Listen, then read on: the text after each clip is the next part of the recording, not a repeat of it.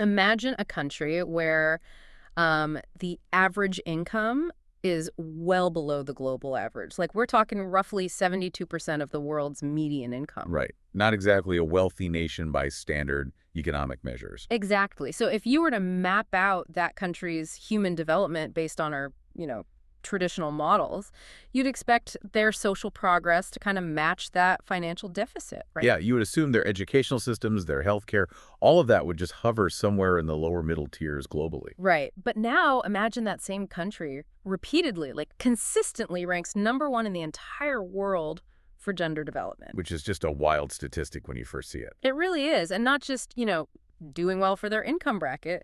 We are talking about literally topping the global charts, beating out hyper-wealthy, highly developed Western nations. Yeah, beating countries with massive GDPs. So today, we are unpacking what is essentially an absolute statistical impossibility. Welcome to the Deep Dive.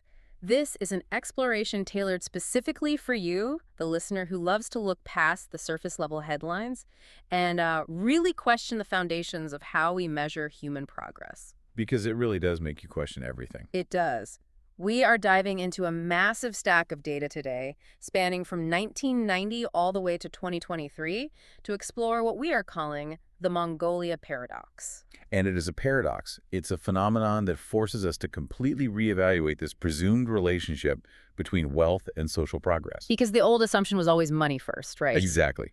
For decades, the foundational assumption in development economics has been that financial prosperity is the absolute prerequisite for social equality. Like you have to be rich to be equal. Right. The belief is that a nation must first build a robust, wealthy economy, and only then can it afford the quote-unquote luxury of gender parity or advanced education and high-quality healthcare. But Mongolia's numbers just completely throw that out the window. They really do.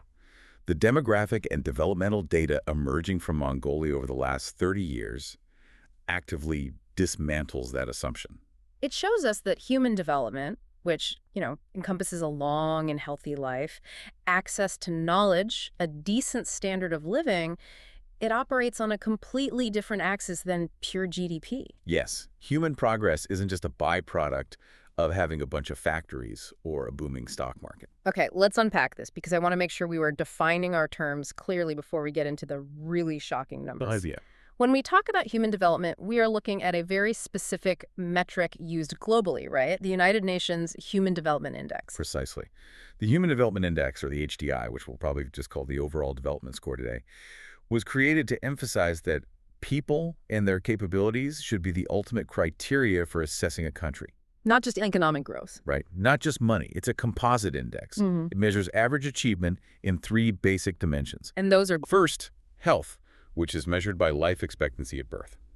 Second is knowledge, measured by expected years of schooling for kids and average years of schooling for adults. okay, health and knowledge. And third is the standard of living, which is measured by gross national income per capita. So it's essentially a triangle: health, knowledge, and money. Exactly. And if we trace Mongolia's journey on this index over the last 30 years, it is anything but a smooth upward trajectory. Far from it. The data we have starts in 1990, and at that time, Mongolia's development score was sitting at 0.593. Now, to give you some context, the scale goes from 0 to 1. So 0.593 is moderate. It's okay. Right, it's moderate. But then, just 3 years later, in 1993, that score suffers this massive violent drop down to 0.567. Which is a huge structural hit. Massive. Now, looking at global historical events, 1990 to 1993 is a very specific window of time. My assumption here is that this drop is directly tied to the geopolitical earthquake happening right next door. We're talking about the collapse of the Soviet Union, right? Your assumption is entirely correct. That drop in the data perfectly captures the trauma of a massive systemic transition. Because they were so deeply tied to the Soviet bloc. Exactly. For decades, Mongolia's economy was deeply intertwined with and heavily subsidized by the Soviet system. It was a centrally planned economy. And then it just vanished. Almost overnight. Mm-hmm. When the Soviet Union collapsed, those subsidies disappeared. International trade networks just disintegrated. Wow. The system that provided baseline security, predictable agricultural quotas, energy resources, it simply evaporated. So that drop from 0.593 to 0.567, it isn't just a statistical blip on a spreadsheet. No, in the real world, that represents a profound, terrifying shock to millions of people. Hospitals losing power because fuel imports stopped. Exactly. It means pensions becoming worthless due to hyperinflation. It means a sudden, drastic spike in food insecurity and unemployment. It's basically hitting a brick wall at 60 miles an hour. But what makes the Mongolia data so fascinating is what happens next. They didn't stay down in that valley. No, they didn't. From the ashes of that 1993 low point, the data reveals this relentless, grueling, decades-long climb. They are fighting for every single decimal point. It's a remarkable recovery story. By the time we reach the year 2000, they've recovered and pushed their score up to 0.611. 10 years later, in 2010, they hit 0.714. Steadily climbing. And if we fast forward all the way to the most recent data from 2023, Mongolia has reached a development score of 0.747. Which is a monumental recovery. By hitting that 0.747 mark, Mongolia has officially crossed the threshold from the medium human development category into the high human development category. That's huge. It is. In the global rankings for 2023, this places them 104th out of all the nations measured. Let me stop and put that into perspective for you listening. The 2023 world average for this overall development score is 0.756. So they are incredibly close to the average. Right. At 0.747, Mongolia is sitting just a microscopic fraction below the exact global average. Out of nearly 200 countries, they are sitting right at number 104. They are the textbook definition of the global statistical midpoint. Literally, if you were to throw a dart blindly at a board representing average global human progress, you'd hit Mongolia. That is exactly right. Based on their overall score, they are perfectly average. But this is where our foundational expectations of data lead us astray. right, because usually if a country's overall performance is dead center average, statistical logic dictates that their internal submetrics should also, cluster around that middle point. You wouldn't expect a perfectly average student to have a straight A+ in quantum physics and a failing grade in basic arithmetic. You expect general consistency. But Mongolia completely shatters that expectation. When we peel back the top layer of the data and we isolate these development scores by gender, specifically looking at the Gender Development Index, the numbers don't just deviate from the average. They go completely off the charts. This is the part of the data stack that legitimately made me think there was a typo in the research. The Gender Development Index, or the GDI, which measures those exact same three things, health, education, and income, but compares how women are doing versus how men are doing, reveals a stunning reality. It really is unbelievable. According to the UN data, Mongolia was globally ranked #1 in gender development in 2013, 2014, and 2015. 3 years in a row. Then they hit #1 again in 2017, and then they went on a 3-year streak at the absolute top of the global charts in 2019, 2020, and 2021. It is an unprecedented run for a developing nation. And while they aren't #1 in the absolute latest data from 2023, their score is 1.030, which still secures them the #5 spot globally. Still top 5. I really want to pause and drill down into this specific number because understanding how this metric works is the key to unlocking the entire paradox. It really is the core of it all. A score of 1.030. How on earth can a country that ranks 104th overall in human development rank 5th in gender development? And what does a score over 1.0 actually mean in the real world? To understand this, we need to look at the mechanics of the index itself. The Gender Development Index isn't a measurement of total wealth or total health. Okay. It is a mathematical ratio. It takes the overall development score of the female population and divides it by the overall development score of the male population. So it's basically women's score divided by men's score. Exactly. Therefore, if a country has achieved absolute perfect gender parity, meaning women and men have the exact same life expectancy, the exact same years of schooling, the exact same income, the resulting ratio would be exactly 1.000. Okay, so 1.0 is perfect balance. Yes.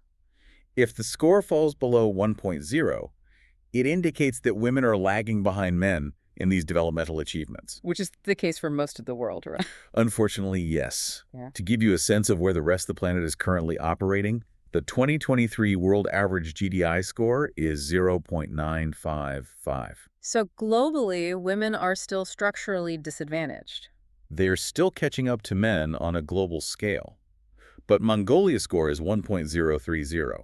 Meaning, Mathematically, a ratio greater than 1.0 means the numerator is larger than the denominator. so the women's score is higher than the men's. In real-world terms, it literally means that the human development achievements of Mongolian women have not only caught up to men, but have actively measurably surpassed them. That is wild. The scales of social progress haven't just been balanced, they've tipped in the entirely opposite direction. Exactly. So if I'm understanding this correctly, the reason a country ranked 104th overall can be top 5 in gender parity is actually a bit of a statistical illusion. How do you mean?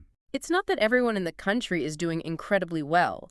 It's that the women's scores are pulling the national average violently upward, while the men's scores are dragging like an anchor.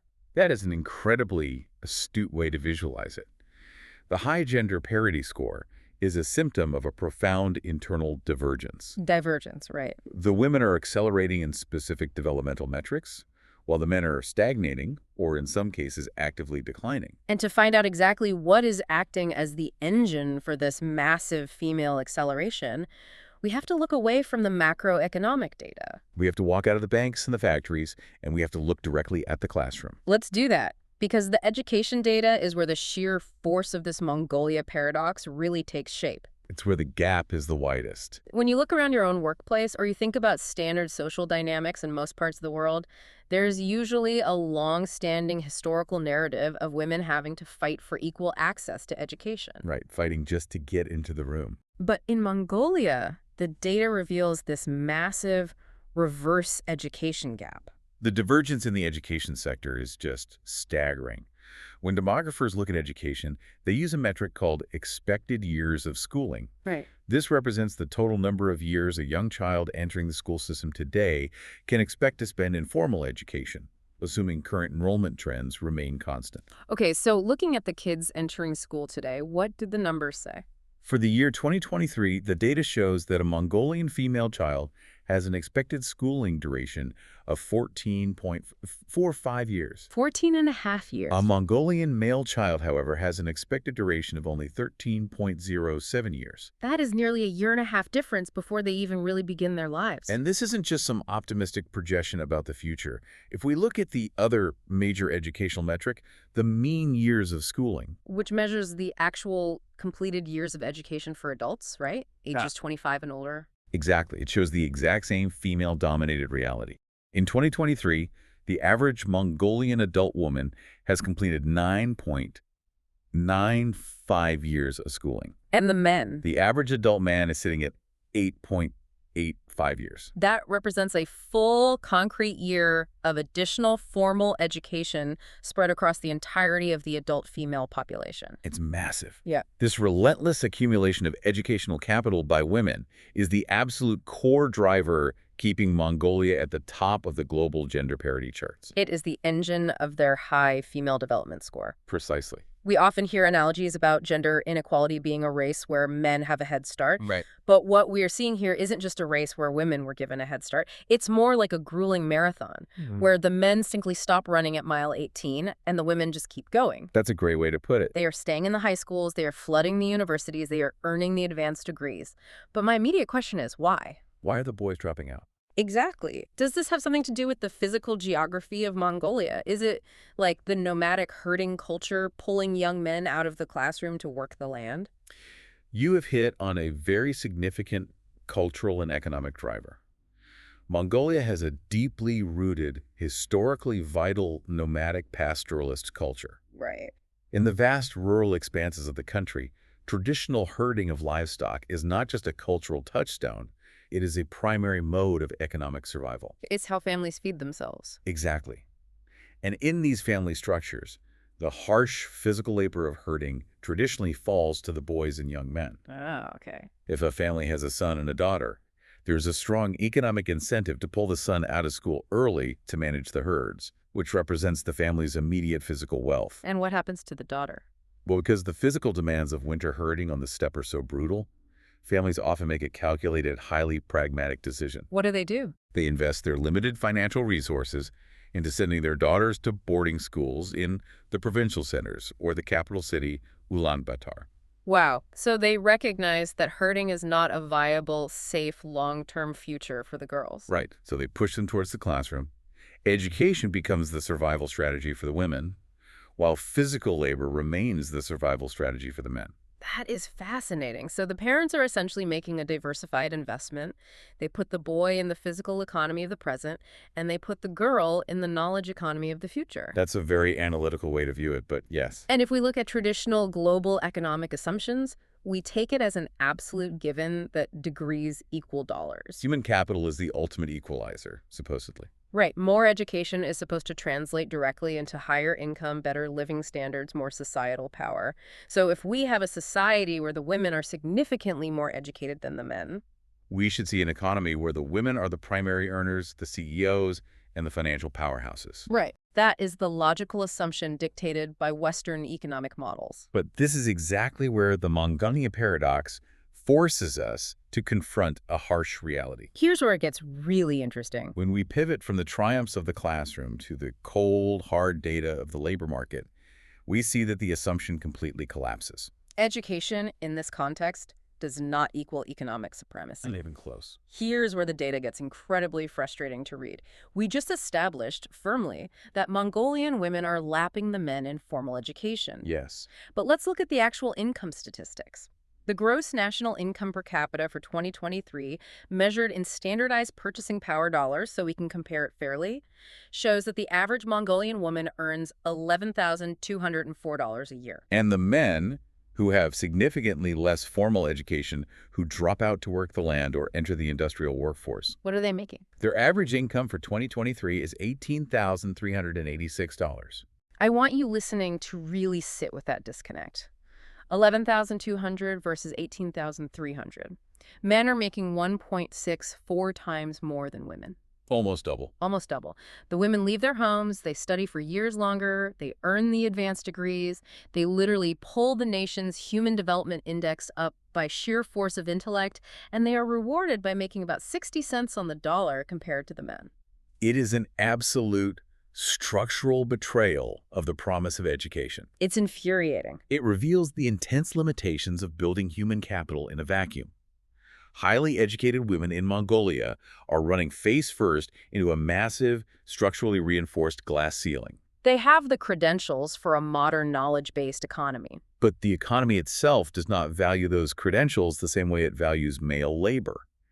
And we can see the exact contours of this exclusion when we look beyond just the income gap and look at the labor force participation rates. Right, because making less money is only part of the problem. What about the women who aren't making any money at all? The data for 2023 shows that the female labor force participation rate, which measures the percentage of adult women who are either actively working or actively looking for a job, is only 52.8%.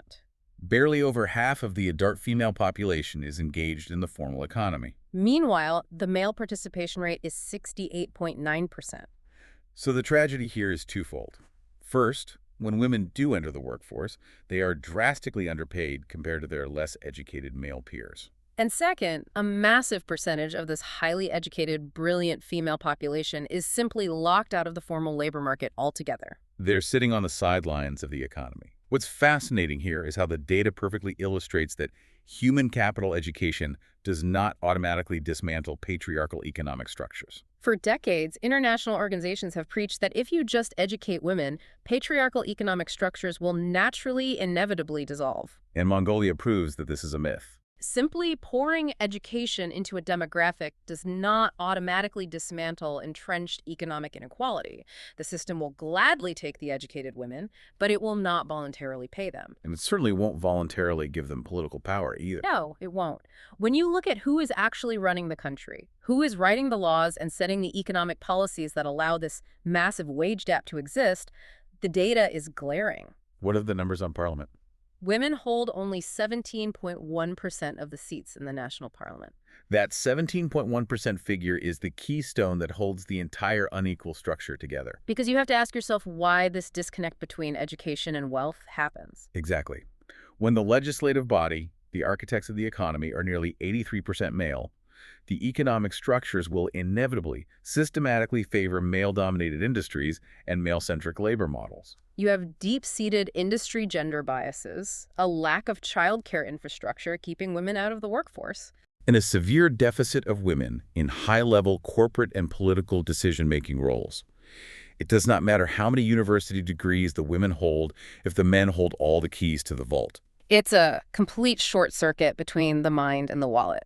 But to really understand this paradox, we have to ask the other side of the equation. Right. We know why the women aren't making the money, but what exactly are the men doing to earn that massive $18,000 average income? What is the labor that is paying such a high premium without requiring advanced degrees? To answer that, we have to transition to the third major pillar of human development, the physical body. We've talked about the mind and the wallet. Now we need to talk about health, survival, and the literal toll this economy takes on human life. And as we move into the health data, the narrative violently swings back to a story of almost miraculous success, particularly regarding maternal care and reproductive health. It's like whiplash. It is. If the economic data was a story of systemic failure, the public health data is a story of profound, undeniable victory. The numbers here are genuinely inspiring. Let's look at the maternal mortality ratio. This metric measures the number of maternal deaths for every 100,000 live births. Right, and it is one of the starkest indicators of a healthcare system's baseline functionality. Back in 1990, Mongolia's maternal mortality ratio was a terrifying 198.6. Almost 200 women were dying for every 100,000 babies born. That is a staggering human cost. But if we trace the data to 2023, that number has plummeted all the way down to just 39.5. To truly appreciate the scale of that achievement, we have to look at the global context. The 2023 world average for maternal mortality is 216.1. Wow. Mongolia hasn't just improved, they have absolutely crushed the global average. How did they do it? Through targeted public health initiatives, expanding clinical networks into rural areas, and perhaps most importantly, leveraging that incredibly high rate of female education we discussed earlier to improve overall health literacy. Right, educated women know how to seek out care. Exactly. They have made childbirth exponentially safer over the last 3 decades. We see an equally dramatic victory when we look at the adolescent birth rate, which tracks births per 1,000 young women ages 15 to 19. What did that look like historically? Back in 1992, during the chaos of the post-Soviet transition, it peaked at 40.8. By 2023, it has been driven down by more than half, sitting at just 19.7. So young women are delaying childbirth, finishing those extensive years of schooling, and making informed choices about their reproductive timelines. These twin triumphs, the drastic reduction in maternal deaths and the halving of adolescent pregnancies, are the primary forces driving down another crucial metric, the Gender Inequality Index, or GII. Okay, we need to pause here, because the acronym SOUP in development economics can get incredibly dense. It really can. We've talked extensively about the GDI, the Gender Development Index, which compares female to male progress. How is the GII, the Gender Inequality Index, fundamentally different? That is a vital distinction. Think of it this way. Earlier, you brought up the analogy of a race. Right. The Gender Development Index, the GDI, is like timing the male runners and the female runners to see who is covering more distance. The Gender Inequality Index, the GII, is entirely different. How so? Imagine the society's potential is a bucket of water. The GII measures how many holes are in the bucket. Ah, I like that. It measures the absolute loss to society's overall potential caused specifically by gender disparities in reproductive health, empowerment, and the labor market. It is measured on a scale from 0 to 1. Okay, so 0 means? 0 means perfect equality, no leaks in the bucket. 1 means complete inequality, a totally empty bucket. So for the GII, you desperately want your score to be as low as possible. So measuring the leaks in the bucket, for 2023, Mongolia's GII is an impressively low 0.284. That ranks them 72nd in the world, which is vastly, significantly better than the global average of 0.455. Exactly. Their phenomenal success in securing reproductive health and keeping young women in school is acting as a massive patch on that bucket. It's shielding their national score from the devastating negative impacts of that massive income gap and political inequality we just discussed. Yes, but as we dig deeper into this health data, we uncover a dark biological reality that is almost as shocking as the economic gap. This is the data point that stopped me in my tracks. I want you, the listener, to stop whatever you are doing and consider this next statistic very carefully. We are talking about life expectancy. It's a tough number to hear. In the year 2023, the data shows that a Mongolian woman born today can expect to live to be 76.4 years old. A Mongolian man born today can expect to live to be 67.2 years old. That represents a 9.2-year life expectancy gap between men and women in the exact same country. That is nearly an entire decade. A woman will live almost a full 10 years longer than a man. It's extreme. Now, we know that globally, women tend to outlive men due to basic biological advantages. The world average gap is somewhere around 5 years, but 9.2 years. That isn't just biology. That is pathology. Why are Mongolian men dying almost a decade before the women? It is a profound, systemic tragedy hidden beneath the shiny veneer of high human development scores.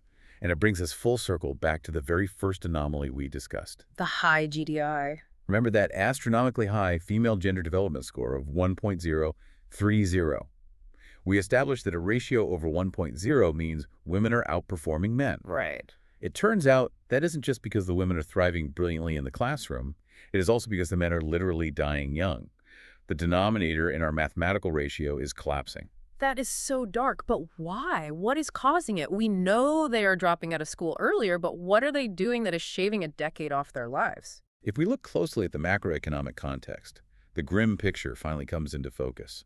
Remember that massive male income advantage we were so frustrated by, that $18,000 a year? Yeah. That money does not fall from the sky. In Mongolia, that wealth is heavily, almost exclusively tied to male labor demands in a resource-heavy, physically devastating economy. What kind of labor? We are talking about deep shaft mining for coal and copper, heavy industrial extraction, and punishing agricultural labor out on the steppe in extreme sub-zero climates. So the very mechanism that grants men economic supremacy, the heavy labor that pays that wage premium over the educated women, is the exact same mechanism that is physically destroying their bodies. The data strongly suggests this tragic conclusion. It's like a deal with the devil. When you couple the inherently dangerous nature of extraction industries with the potential lifestyle factors that historically accompany high-stress, rural male labor camps, higher rates of occupational hazards, exposure to toxins, cardiovascular stress, and statistically higher rates of substance use like alcohol and tobacco, It just grinds them down. you see a severe compounding toll on male mortality. Furthermore, we must factor in the protective, life-saving effect of women's higher education. Because education keeps you healthy. Education is universally recognized as one of the strongest social determinants of health. Those extra years of schooling the Mongolian women receive don't just give them a diploma, they provide critical health literacy. It gives them the knowledge to navigate the healthcare system effectively, to recognize symptoms early. And to make safer, less physically destructive occupational choices. It is a devastating, almost dystopian trade-off. The society has implicitly structured a deal where men trade their physical health, their safety, and a literal decade of their lifespan for concentrated economic power. While women. Meanwhile, women are granted the safety of the classroom, higher education, and a long life, but they are systematically locked out of the resulting wealth. It is a deeply divided reality. It really is. It perfectly tragically encapsulates the Mongolia paradox. And it highlights a crucial philosophical limitation of everything we've discussed so far. Which is? Averages and national scores like celebrating an overall development score of 0.747 look great on a United Nations press release. But an average is just a mathematical middle. It's an abstraction. Exactly. Yeah. It often deliberately hides the lived, painful reality of the most vulnerable people in a society. To see the true picture of a nation's progress, we have to adjust our data for inequality. Right, because an average can lie to you. How so? Well, if you and I are standing in a room and I have $10 million in my bank account and you have exactly $0, mathematically, the average wealth in this room is $5 million. Right. We are both multimillionaires on paper, but your lived reality is absolute poverty. An average means nothing if the distribution is wildly skewed. That's a great example. So let's look at what development economists call the hidden discounts. What happens when we take Mongolia's shiny new high human development status and penalize it for the massive inequality hiding within its borders? To do this, we apply a metric called the Inequality Adjusted Human Development Index, or the IHDI. The IHDI, okay. This metric looks at the actual distribution of health, education, and income across the entire population, from the richest to the poorest. It then mathematically discounts the national score based on how unequal that distribution is. So if a society is perfectly equal, The standard score and the adjusted score are identical. If a society is highly unequal, the adjusted score plummets. and the discount applied to Mongolia is incredibly steep. We start with that celebrated 2023 development score of 0.747. Right. But when we run the data through the inequality adjustment, the score drops down to 0.647. That drop represents an overall loss of 13.4%.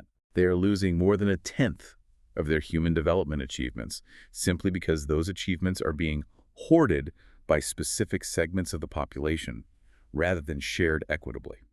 And the data lets us see exactly where that 13.4% loss is coming from. It breaks down the inequality by sector. What are the biggest drivers? The loss due to inequality in education is 11.9%. The loss due to health inequality, which makes total sense given that massive 9-year life expectancy gap, is 15.8%. And the biggest one? The absolute biggest driver of this hidden discount, which should be entirely unsurprising given our discussion about the $18,000 versus $11,000 income gap, is income inequality. That alone causes a massive 19.2% loss in potential development. These hidden discounts tell us a vital story.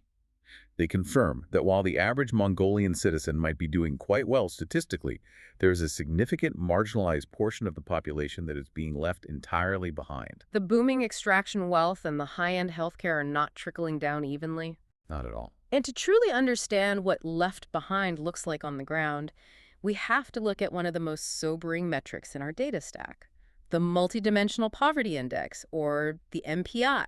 Now, full transparency, the most recent rigorous data we have for this specific index in Mongolia comes from a 2018 survey. But the structural realities it exposes are incredibly revealing about how the bottom tier of the society lives. The Multidimensional Poverty Index is a brilliant, necessary corrective to traditional economics. It recognizes that poverty is not simply a lack of money. Right. Poverty is the denial of basic human rights. You can have a daily income that sits exactly $1 above the international poverty line. But if you don't have a toilet in your home, or if your children aren't allowed to go to school, or if your roof leaks every time it rains, you are still experiencing intense, life-altering deprivations. The MPI measures these compounding, overlapping deprivations. At first glance, if you just read the headline, the poverty data looks like another huge win for Mongolia. The overall poverty index value is a very low 0.028, and it shows that only 7.3% of the population is living in multidimensional poverty. That sounds amazing. Less than 10% of the country in poverty. That sounds like a massive victory for a developing nation. But as we've learned today, the headline number always hides the real story. We have to look at the composition of that poverty for that 7.3%. Right. For those hundreds of thousands of individuals, what exactly is making them poor?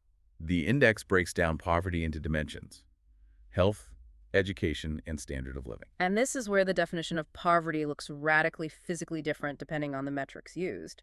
The biggest single contributor to multidimensional poverty in Mongolia is a lack of years of schooling. Which contributes 17.2% to the overall poverty index. So even with this massive nationwide push for education that is putting women at the top of the global charts, there is a stubborn, entrenched pocket of the population that is completely excluded from the classroom. But when we look at the standard of living contributors, the physical reality of their homes, the data gets very stark, very quickly. The lack of clean cooking fuel contributes 13.7% to their poverty. Wow. The lack of basic sanitation contributes 13.9%, and inadequate housing contributes 12.1%. If we synthesize this, the message is brutal. It really is. A high national average development score means absolutely nothing to the 7.3% of the people who are living in inadequate freezing housing. It means nothing to the people who do not have basic indoor plumbing or sanitation to prevent disease. And it means nothing to the families who are forced to burn unclean,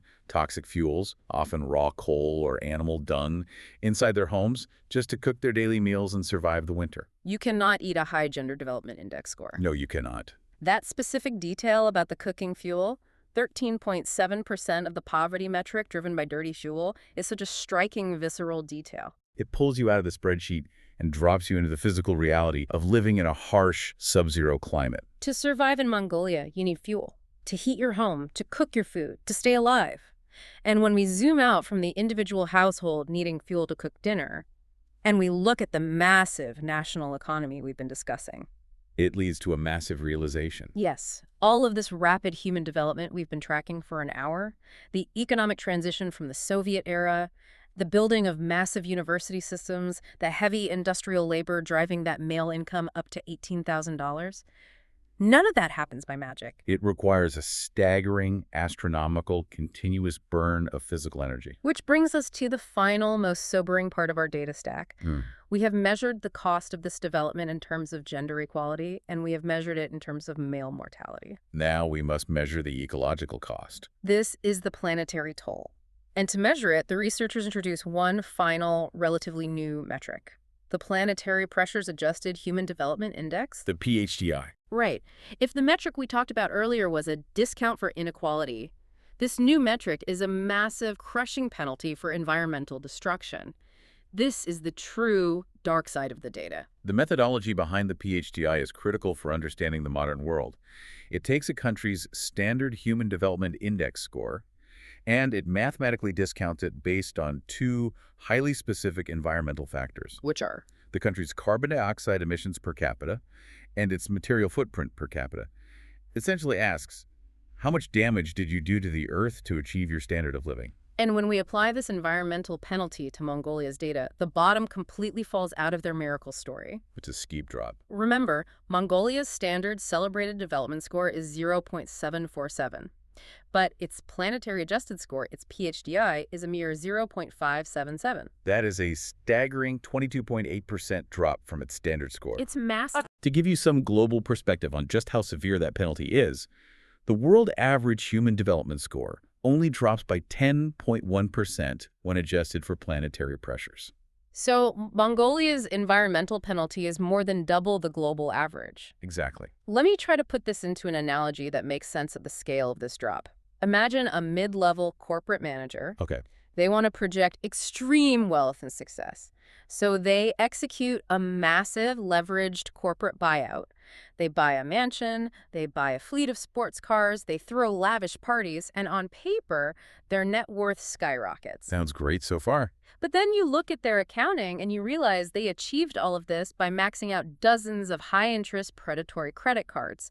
And they have leveraged their company's future against massive toxic debt. I see. They have the title of high human development, but the environmental debt they have taken on is suffocating them.